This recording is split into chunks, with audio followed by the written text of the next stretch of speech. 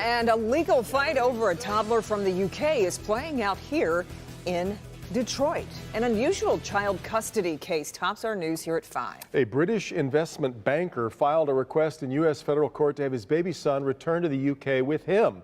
The mother and the baby have been living with family in Michigan. Rod Maloney live tonight to fill in some of the blanks on a very unusual case, Rod.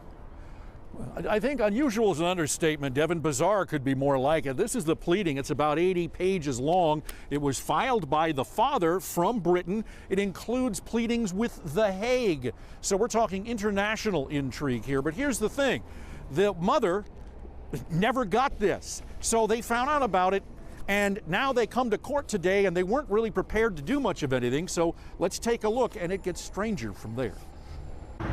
Mr. Worcester, you have anything to say? This is Christopher Anthony Worcester. He's a big money investment banker who lives in one of the priciest zip codes in all of London.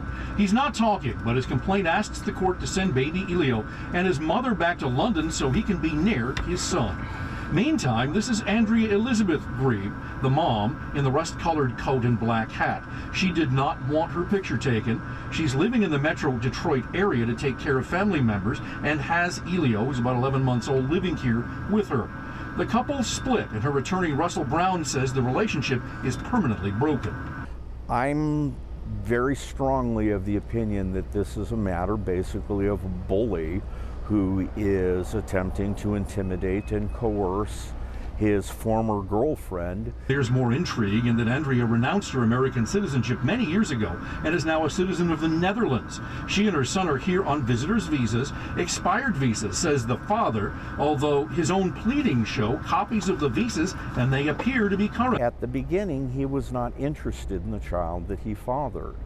That said, this to me looks like a situation where he's using the child to gain influence over her. Now, Christopher Worcester and his attorney had nothing to say today. They're letting the pleadings speak for them, but there's a temporary restraining order in place. And so the mom, Ms. Grebe, had to turn in the visa and the passport to the judge today, and she must stay in the area. But the judge gave them orders. He said, look, see if we can work this out in an adult fashion. We'll see how that goes. Back to you. It is so unusual, Rod. When do they go back to court now again? They're back on March 3rd, but again, the judge had said, see if you can work something out. But in the meantime, Ms. Grebe's attorney is telling me that there's a distinct possibility that he is going to end up going to a local court in Washtenaw County, Ann Arbor, because he doesn't believe that the father really has parental rights, and he may have a court hearing to sort that all of this out. So this thing is getting more interesting by the minute. Sure is. We'll stay on it. All right, Rod. Well, you